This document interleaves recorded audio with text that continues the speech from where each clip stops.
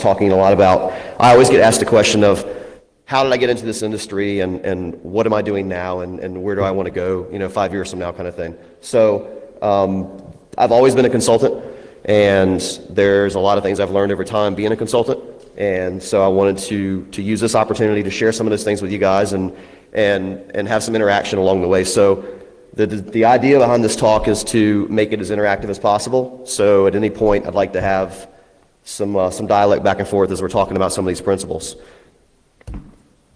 So a little about me. I'm not going to bore you here, but I've been doing consulting now since 1998, and I've always been kind of in the security industry, doing penetration testing and a lot of other services that kind of fall under the security umbrella, if you will. Last, I'd say probably 7 or 8 years, I've had more of a focus around blended threat assessments, which is kind of a combination of physical, social, electronic type things. Prior to starting my own company with a good friend of mine, Chris Nickerson, I worked for other consultancies and places like that. So have seen a lot and kind of brought me to where I am with some of the things I want to talk about today.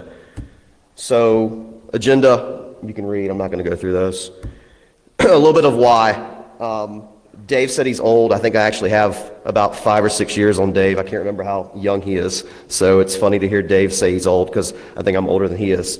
But because I'm old and because I've been in this industry for a long time, it tends to make you a bit jaded the more you see. Not only interacting with the clients and the customers and environments, but also interacting with peers. You become a bit jaded because of things you see and you want to change, but you can't necessarily change as fast as you want to. One of the other issues that we've seen for a long time, and I'm sure Dave can attest to this, which is why he's not twice the size he is real consultants are few and far between. There's a lot of people out that take the title of consultant these days, and they don't really know the definition behind what consulting means. So hopefully today we can kind of touch on some of those as well, and you guys can ask some questions along the way. One of the other things that is awesome to see in an environment like this is the opportunities that you guys have today didn't exist for us, as Dave was kind of hitting on a bit. The conferences and the workshops and the training programs and the open conversation, the open conversations that you can have with your peers, whether it's in person or over the internet, those just didn't happen. So there's a lot more information sharing, a lot more learning experiences that just didn't exist when we were growing up. So it's awesome to see things like this where we can actually share and talk about what we've learned and where you guys are trying to fit in and learn too. And then one of the big ones, obviously, of why I'm trying to do this is our industry as a whole needs a lot of change. It's still a young industry in the sense of the world itself and IT, but there's a lot of areas where improvements can be made, not only in quality but in people as well. So the idea behind the adaptation of the 6 mistakes of man, which is what the talk is about, is really adapting that to consulting. There's a lot of reasons why consulting in general is broken, and one of those that we've always joked around with in this industry is the whole compliance versus security piece, right? I'm going to be a consultant, I'm going to help you become compliant, and you can continue operating and making money, but does that really equal security? And we'll touch on some of those things later in the talk. Another piece is the complacency that falls in this industry a lot of times. You get comfortable in what you're doing and you're afraid of change. So there's the repeatable process a lot of times that people will follow the same path and not really do anything beyond what they've done the day before. So there's really not a lot of change that we'd like to see. And so anytime one of us is giving a talk like this or speaking about the industry in general, we try to make as much change as we can because that's the only way it's going to get better, right? But a lot of times people are afraid of those changes. So whenever there's an opportunity where we can identify improvements, that's the whole point of consulting in general, right? Is identifying where flaws are either in practices or principles or technology or skill sets and help evolve those and grow those. The standardization has always been a big issue in our industry. There's the attempts to standardize, and then there's a lot of lack of standardization. One of the things that I'm pretty proud of is myself and Now probably 400 or 500 people got together and started putting a standard for how penetration testing should be conducted. So about 4 or 5 years ago now, I think, we put together what's called the penetration testing execution standards and started defining exactly what a pen test should be from start to finish. So things like that are starting to become more prevalent in this industry because there's more people, more players, and more services and consultancy shops and everything else. And because of that, the pool gets a bit muddied up. So trying to standardize things becomes more prevalent now than where it was 5 or 10 years ago. But one of the reasons why that needs to happen is because the quality of services that we have today is horrible. I don't even know how to put a number on it. It's tough to say how many good consultancy shops and good consultants there are anymore because there's so many people and players in the game that it's difficult to weed through some of those sometimes, especially if you're a customer and trying to pick out a quality service or a quality consultancy. And then one of the big ones that we've always seen in this industry is the bait and switch. There's sell as much as you can on a line card or on some marketing material about all the certifications and the skills and everything else you have. And then once you get a signed contract, put the lowest paid engineer on it, make the biggest margin you can, do a little bait and switch, and the customer never really knows. So there's a lot of those problems in our industry in the first place. And so this idea of this talk is to try and identify some of those and talk through some of those with you guys. Some of these I've kind of touched on already. Marketing, everyone knows the FUD that we deal with marketing. Scoping has always been a big problem in our industry, defining what a scope should be. But I think the big one here that I like to touch on, especially when we start talking about some of the other points I want to make later, is the stunt hacking that happens in our industry. There's a lot of selfish reasons for why people do what they do in our industry, and it's kind of become referred to as stunt hacking now, which is more just trying to gain your own, selfish, reputation and showing off on someone else's network or someone else's dime. And so that's become a big problem in our industry as well. And there's not a lot of control around that anymore because there's a lot of trust that goes into allowing someone to operate in your environment, and there's not a lot of control they have over those people once they're on their network. And so at the end of the day, there's a lot of selfishness that comes out of that. So if we think about back in the day, not when Dave and I were kids,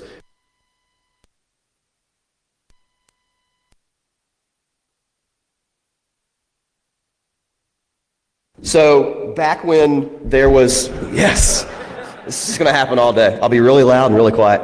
It's a test.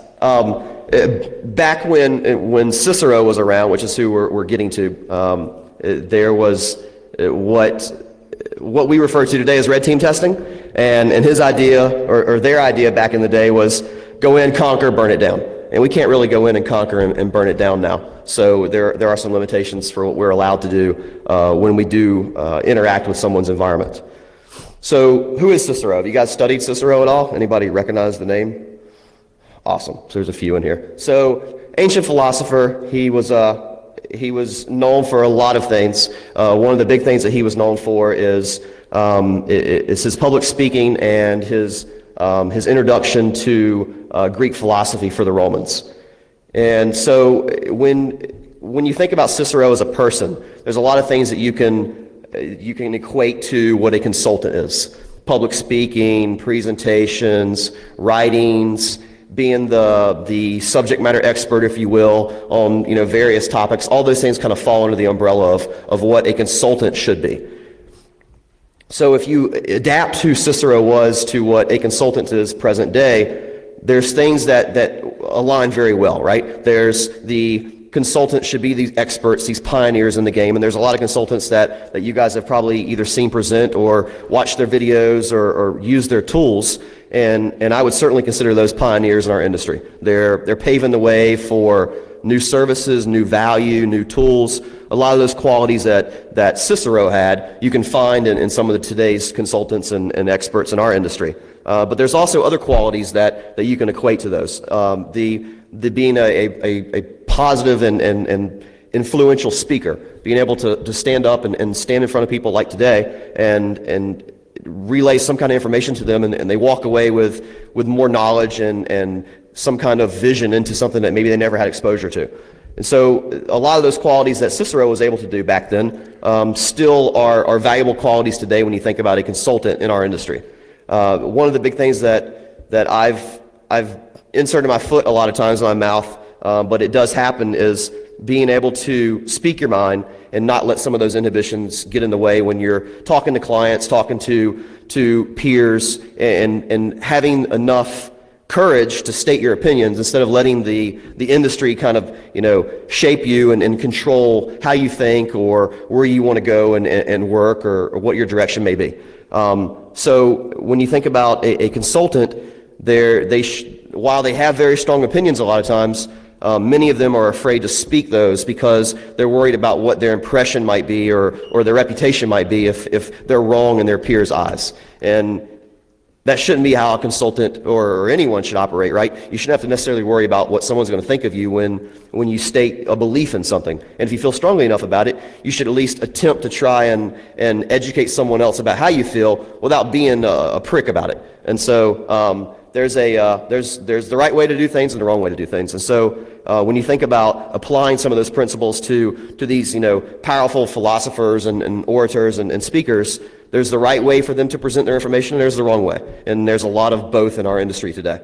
And then the other big piece, I think, is the education. You guys are obviously, doing well there. You're on the right track to have a formal education in something that you hopefully are passionate about, and then being able to take that education and that discipline and use that as a jumping point for your career.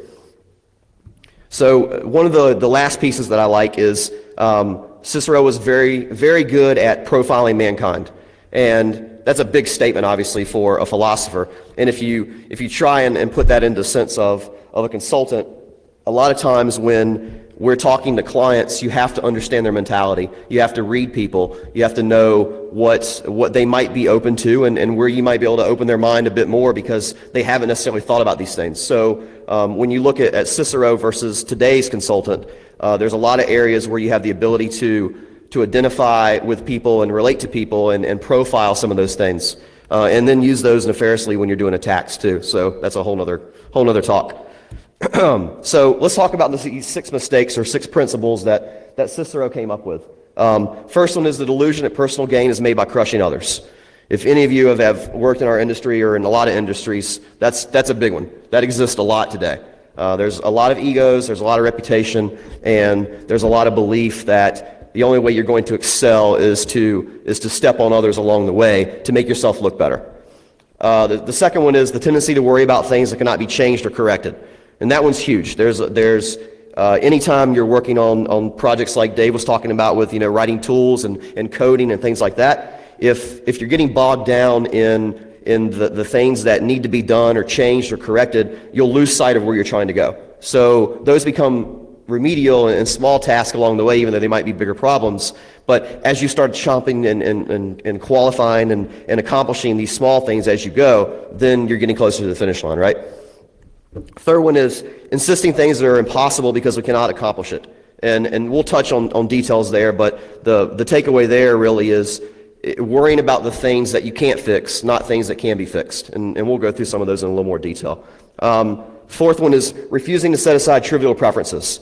That's a huge one because a lot of times when you're looking at anything and you have kind of a preconceived notion in your head, they'll blind you to some of the other opportunities or some of the other directions you might be able to go, right? Fifth is neglecting development and refinement of the mind and not acquiring the habit of reading and studying. You guys know this one firsthand, right? You're not going to get to where you want to go without bettering yourselves through education, through reading, through teaching, through conversing with peers. All these things make you a better person, stronger person, and frankly make you more attainable when you're talking about advancing in your career, right? Disciplines and education is huge. And then last is attempting to compel others to believe and live as we do. And that's a big one, right? If you're passionate about what you're doing and you care about instilling that passion into someone else, you're going to have that motivation and that drive to try and get people on board with what you're trying to do, right? Whether that's selling things, whether that's creating your own tools and your own techniques, or maybe that's trying to deliver a new message or new insight to someone. Trying to compel others to believe in what you're doing is going to make them better because they're going to understand where you're coming from because you're describing it well, right? So let's talk about the first one. Delusion that personal gain is made by crushing others. So I kind of touched on a little bit of this, right? In our industry, one of the big problems that we face is egos. As you get better at what we do, for example, being a pen tester, right? As you get better, there's two directions that usually takes people when you look at them kind of at a macro level. And that's they get confident and they want to go learn more and become better. And then there's I'm the gift to this industry, and their heads blow up and they become very egotistical. And that becomes a roadblock not only for them but also for the clients and customers they're working for. So the egos is a big one that we have to watch out for in our industry. And because of that, it's like I said before, it becomes very easy for you to make yourself look better by making someone else look lesser than you, right? And you guys know that just from dealing with people in the world. It's not just our industry; it's across the board, right? There's more to gain when you teach someone than to crush them, obviously. So keep those things in mind as you guys are learning, and whether you're doing blue team, red team, white team, or you want to go and build widgets. As you become better at what you do, there's a level of humbleness that you have to maintain so that you can maintain respect with your peers, but it also doesn't cloud your judgment, right? You know that you have areas where you still need to improve, and that's something that we face, especially in my industry or our industry, is there's always areas for us to learn more, and taking the mentality that we know it all is just going to leave you with less friends and no idea where you need to go and focus, and eventually you're probably going to get left behind. One of the big things that we see is there's a lot of competition between consultancies, and because of that, there's there's a lot of bad press that happens a lot of times. There's a lot of firing back and forth because competitiveness doesn't always bring positive environments. And Dave knows this well, dealing with bidding on jobs. I'm sure John does too. There's a lot of bad tone that occurs between consultancies a lot of times when in the end we're all kind of out for the same thing. It's not making money, it's helping our customers. And so when we're doing things like that, it's difficult sometimes to navigate your way through some of that and keep focus on where you're trying to go. The one we always joke around about is the don't hack angry. It's the same principle applies there, right? If during red team tomorrow, if we're beating our head trying to break into one of your systems and we can't get in and we become angry, we become a bit clouded on what we're trying to do. And so same thing applies here, right? If you're becoming angry at your peers or at the industry, you're going to lose focus on where you need to go, right? And then the big one that I try to believe every day, and I think Dave and John and everyone else that operates in our small box, because it is a small industry, is there are no experts anymore. There's areas where all of us are strong. There's areas where all of us need to improve. And being a jack of all trades is much more valuable these days than being a subject matter expert in one or two pieces. So don't feel like you need to become an expert at one particular piece of your industry. Broad knowledge these days is much more positive, especially when I'm looking to hire somebody. A broad knowledge is much more beneficial and valuable to us as a shop versus having an expert in pen testing or physical security or coding or whatever it might be. You guys have questions? Anything? Good so far? Hear me? Awake? Awesome. Yeah, I know, right? I need like an assistant or something. Don't you have like teacher assistants? They like bring you things? Yeah. So second one, worrying about things that can't be changed or corrected. This is always a big one. The thing to keep in mind, whether you're talking about your, dude, can I like dump it on that? That's good. No, they're just take it back when you're done. Oh man, yes, thank you. You just got an extra 5 points on your test. Is that how it works? So when you're talking about what needs to be done, right? You're looking at building a tool, you're writing a program, you're trying to break into an environment. There's always going to be things that have to change, have to happen, have to be fixed. And the important piece there is worrying about the ones that you can't fix. And in most cases, if you look hard enough and you kind of step back and look at the big picture, those things can be changed as well. So don't get bogged down on the things you can't fix. Worry about the ones that you can. And as you start fixing those things, all of a sudden you'll realize that, hey, I'm taking it where I need to go, right? There's always the importance of decisions that you make. And as you focus on those, you'll realize that the important ones will solve some of your secondary and kind of dependency issues, whether it's breaking into an environment or building a tool or coming up with a new topic for what you're going to talk on, right? There's the areas that you should be concerned about that are important, and then there's these lesser severe issues that probably become not important and not significant at all. So third one, insisting that a thing is impossible because we can't accomplish it. That picture cracks me up every time. So it's impossible for one approach, right? You look at things and you go, this is not going to work. So always have a list, kind of a backup plan. If I'm not going to be able to break in this way, there's going to be other areas I can focus on to try and gain access. Maybe I can't fix this software bug today, but there's other areas that I can focus on, and there's another approach I can take that those will become more prevalent and more important later, right? But you're always going to have these things that are going to be in your way, whether it's budget constraints, whether it's solution dependencies. You can't fix this right now because it's going to break something else. And so worrying about, well, this whole thing's not going to work anymore because we have these other issues that are going to have to pop up and get solved first. You're going to have that every day, especially when you get into enterprise environments. Looking at things from my perspective, for example, when we go in and we assess an environment and there's a list of items that we might provide to a client to fix, there's some of those things that they're going to just have to accept. The business accepts the risk. Maybe they have insurance to kind of offset some of those things, but they're probably not going to get fixed for a long period of time. And so if you're responsible for those things and those are becoming an issue for you that's kind of clouding your judgment, then it's going to hinder all the other things you're working on.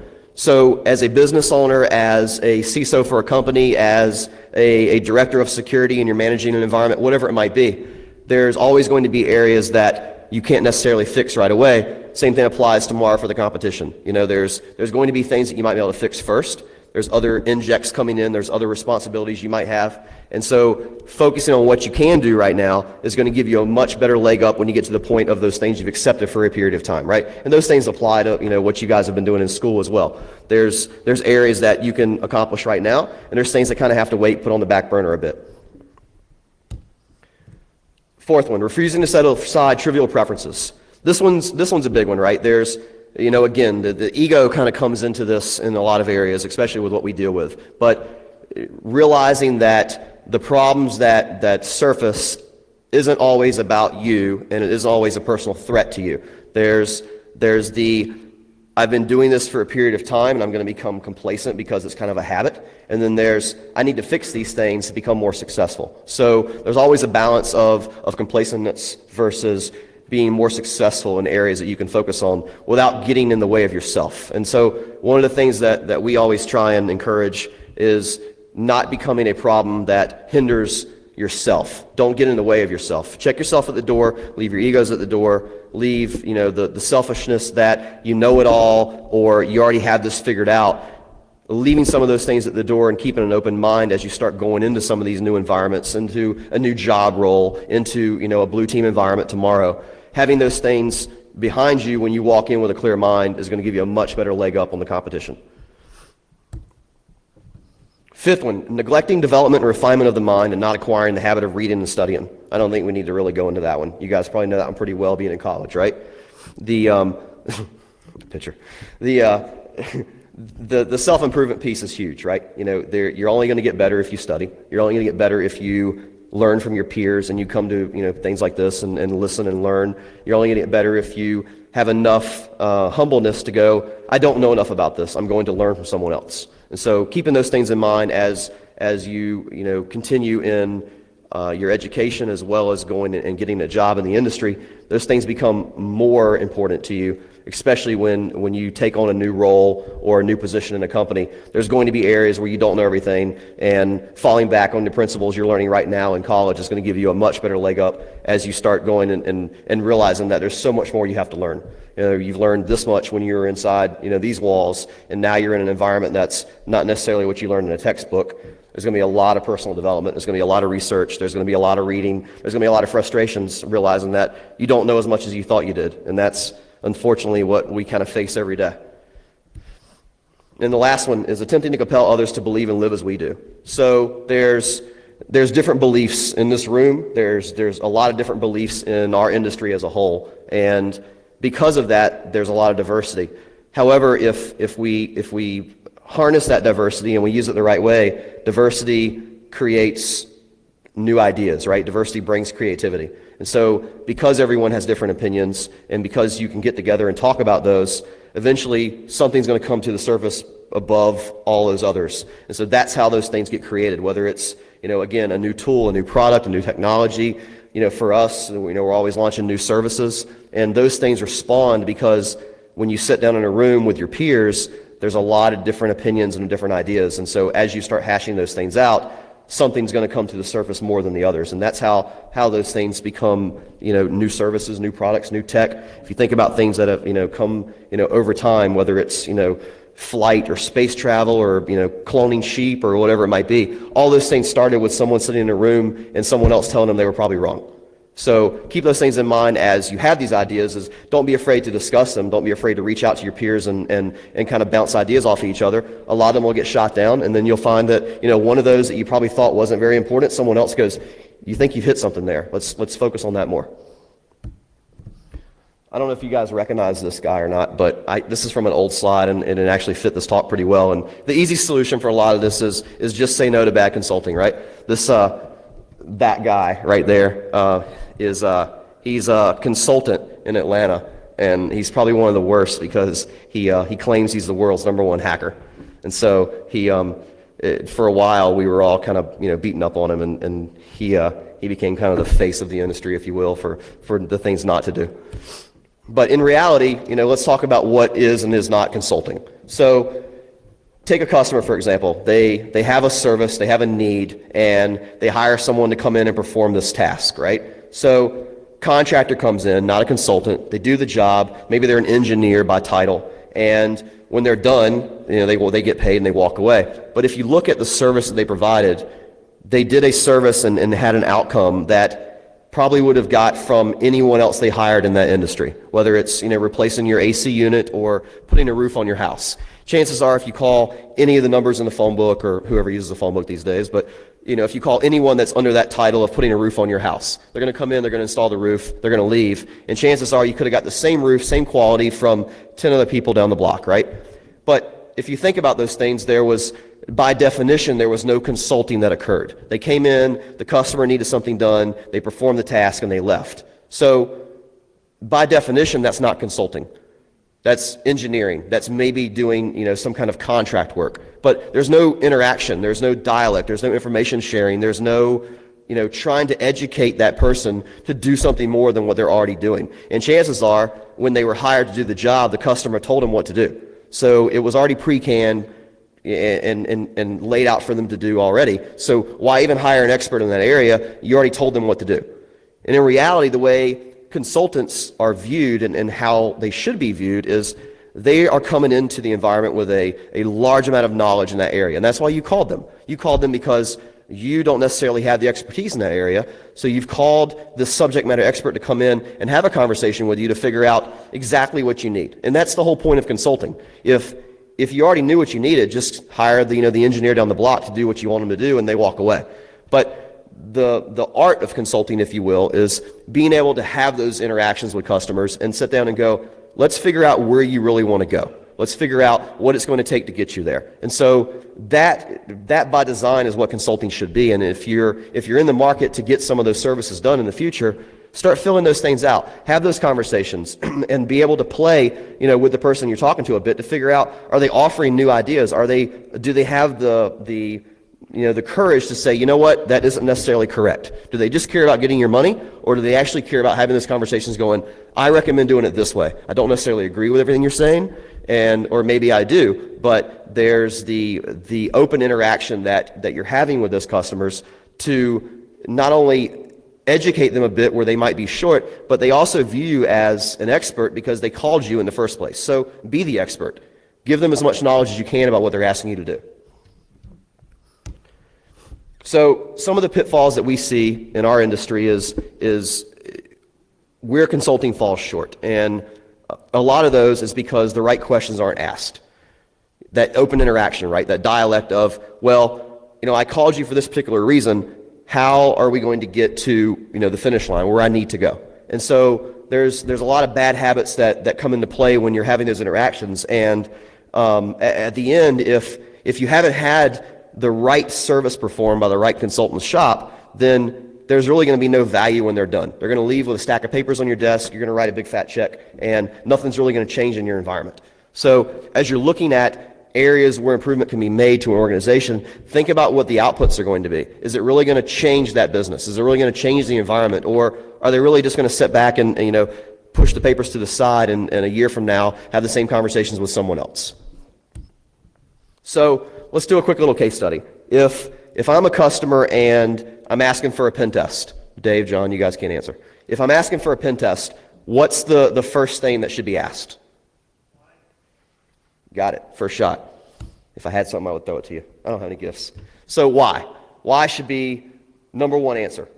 And because of that, if you don't know why you're having the conversation in the first place, you don't know where to take them. Excuse me. Did they hear that, pen testing was cool at a bar talking to somebody? Did they have a breach? Did, they have some kind of compliance driver behind it saying that they have to get this done before, the end of the year? What are the reasons why you're even on the phone talking to them, or you're sitting down at the table and possibly trying to, get them to understand what you do? And so understanding the why is going to help you have some kind of direction of where you're going with it. And then at the same time, leave some of those common issues that we talked about already at the door, right? You don't necessarily have the perfect solution as soon as you sit down, but having those conversations with them, together you're going to be able to develop what that solution might be, whether it's, testing services, whether it's technology, whether it's burning it all down and starting over. There's a lot of different things that shake out once you start talking about the whys. So let's talk about kind of the version 2 of consulting, where things need to go if we're going to make some of these changes, right? And the big one for me is passion.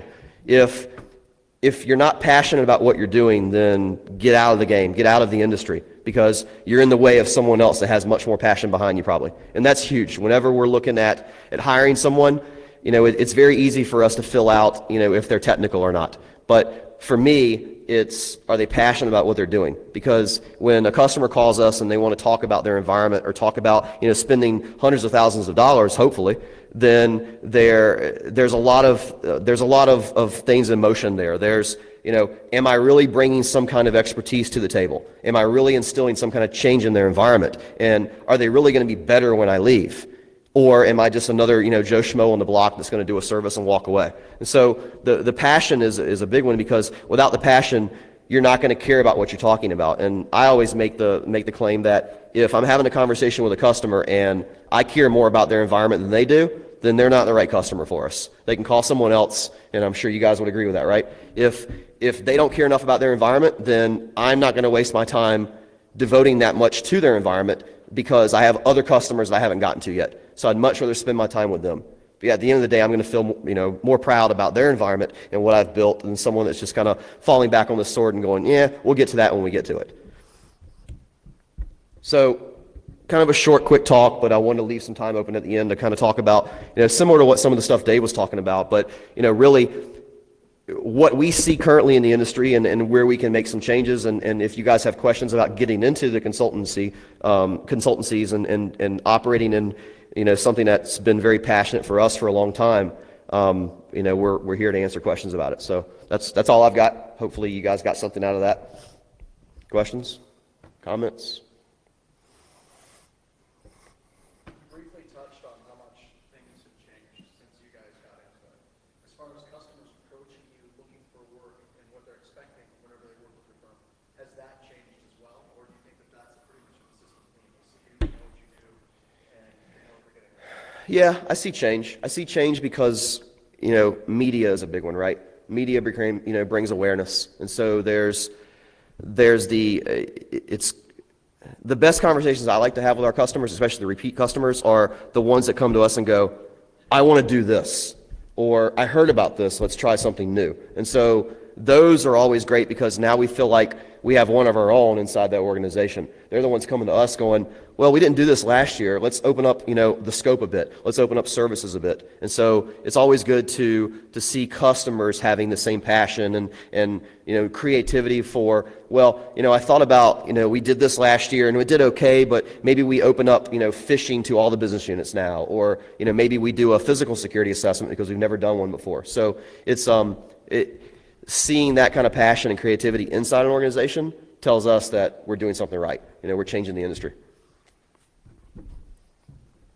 So for companies, a lot of times, you have your employees internally that you might have some really smart people at this company. You're coming in as a consultant, and you're probably encountering some resistance because they're like, why are they hiring this guy? Don't listen to my ideas. And in my experience, it seems like a lot of times with consultants, we're telling them exactly these are the problems, and then they go back and they carry the report to management, and they're like, oh, you're so wonderful. Right, they just regurgitated it. Yeah. How do you overcome that both from the management side and from the employee side? It's tough. I think probably the big one for me to change things like that is trying to identify some of those things up front, like we talked about, right? Where do we want to take this, right? We can all, have you sign a check and do the job and walk away when we're done, but is there going to be any differences when I leave? And so understanding the environment becomes important in the beginning. What are the politics there? Are there going to be, roadblocks along the way? And one of the things that we try and highlight anytime we're doing testing is, instead of us having free reign on the network for a week and we get done and give you a report and you go, oh, I didn't know about these things.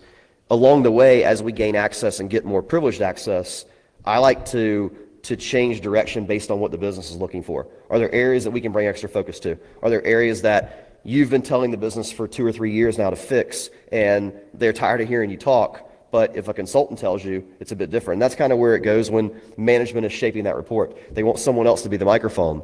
So we try and do that ethically by saying, are there areas that you haven't improved in your environment yet? Well, yeah, we've got this Oracle cluster over here that we just can't update for 2 years, and it's running, our CRM and our customer information and whatever else. And so if there's areas that we know the business is getting complacent in, we'll spend extra time there focusing, but we try and stop it with them telling us how to write the report or them telling us what information needs to be in the report. You have to draw the line there, right? You have to say, this is what we need to focus on. I'm going to tell you how I got there, and then I'm going to give you recommendations on how to fix it. It's your call if you want to have conversations after that. But at the end of the day, there's very little, forcing the hand, if you will, of how we're going to relay the information. And we've been, knock on wood, we've been fortunate enough to be able to do that with customers. And if customers ask us to do something we don't feel comfortable in, they're not our customer anymore. There's a lot of companies out there that won't do that. They'll take the check, they'll do what the customer says, they'll give them the report that they asked for, and they'll call them next year and they'll keep doing business. But if I have that feeling with a customer that they're looking for me to become just a microphone for their their predefined route that they want to take, usually we try and stop that early.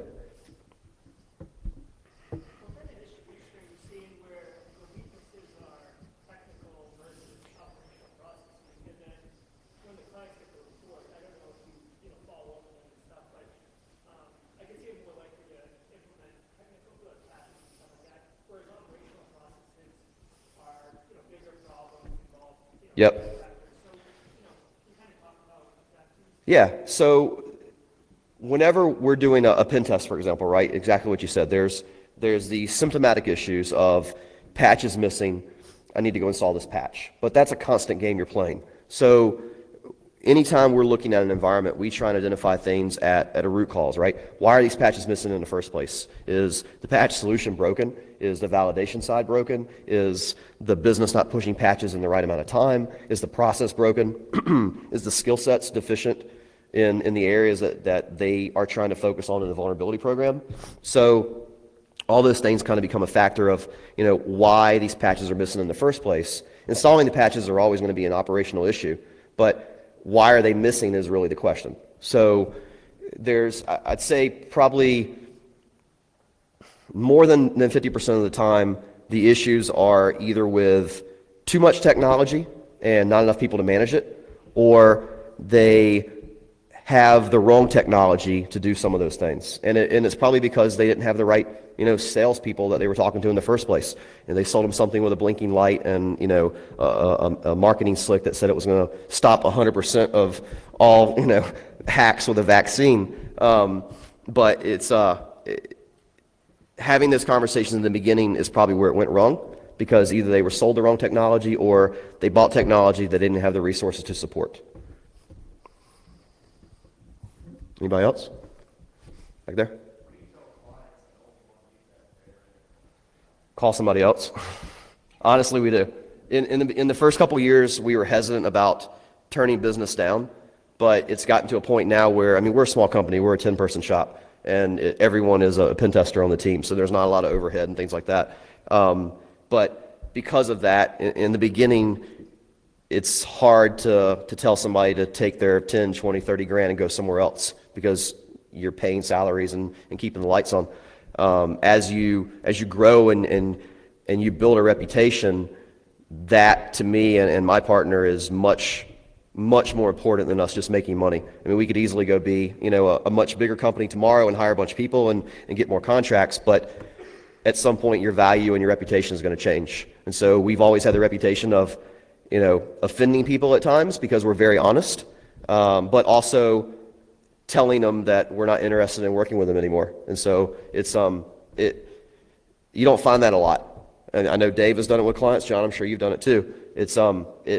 That's rare these days in our industry, because everyone's out to be more popular, make more money, get more customers, possibly get bought by a bigger company. And so the goals are different for a lot of those companies, and for us, it's more important for us to have the right clients, because we only have so much time every year to do the work. And so I'd much rather spend that time with a customer that's going to have, get some kind of value out of it than just, fill in that spot with someone that's not. Anyone else? One more? Oh, sorry. Go ahead.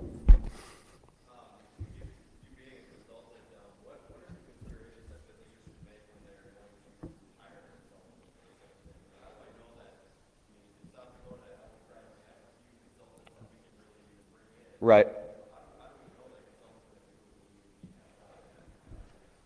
I think one of the big things that we don't see in our industry is people checking references. If you were to put a roof on your house, take that analogy again, you'd probably at least get one or two references, maybe somebody in your neighborhood, and talk to them about the quality of work that they had. And every once in a while, customers will ask us for those, but usually they're in some kind of RFP process, and it's just, that's a requirement on their bidding process. So references, I think, are a huge one. We don't do that enough. And so anytime someone asks us, is there, and it's rare, I say 10% of the time we get asked for references. So I'd like to see more of that. There's always the issue of, well, they're going to call, the friend of this guy, and the friend's going to give them a stellar review. But, you do the same thing when you're hiring somebody. You check their references, you check their employment history. So why not do that with your consultancy? The other piece of it is, what do they do outside of the 8 to 5? Are they instrumental in the industry that we operate in? Because in reality, our community is pretty small. If they've been in the industry for 3, 4, 5 years, chances are we probably know them, or at least can call someone that does know them. So when you're talking to new shops and new names, it's good to at least kick the tires and ask around. So I think references are a big one. And then what do they do outside? Do they present? Do they go to conferences? Do they do things like the standardization stuff that we were doing as a community? All those things I think become valuable, because that shows you that they have a passion in what they're doing. It's not just an 8 to 5 for them. I think you had one? Yeah, I was just wondering if there's any challenges, or if it's just kind of boilerplate with rules of engagement. Yeah. Is it pretty straightforward, always kind of the same, or do you like It depends. If customers have never had a pen test, they're very apprehensive about it. So there's a lot of kind of rules that you have to define up front, and they'll ask questions that you'll kind of laugh at, but you have to answer them. Well, you're not going to take anything down, are you? You're not going to do denial of service, right? And so all these things that we try to limit impact to the business. So there's the I can't tell you that nothing's going to go down, but that's certainly not our intention. So those kinds of questions get asked with new customers that have never really gone through that kind of service. The ones I think that are probably more relevant for what you're asking is if we're doing things like physical security, what are the rules there? You know, are we allowed to break in after hours? Are we allowed to, you know, press the guards a bit? Or is there a chance that they're going to, you know, have mace or stun gun or something and possibly, you know, shoot one of us in the parking lot? So there's always those questions that we have to define, but that's more around a safety and protection issue. For the business, I think the only ones that kind of come as curveballs sometimes is how are we going to protect their information, right? Because the goal of our test is to steal their stuff. And then they pay us to give it all back pretty much. And that's the joke we make anyway. But when they've never really had a lot of those services and they're requesting that, they're very nervous about it, naturally. So there's a lot of protection and rules that come into play sometimes with, well, how are my passwords? How is my databases? How is my customer information? How is the PII you're going to interact with? How are those things protected once it leaves my campus? And so those become more kind of defined in the rules of engagement as well, you know, encrypted and all those kinds of things. Anybody else? Yell if I don't see you. Going once, going twice. Sold. Thank you.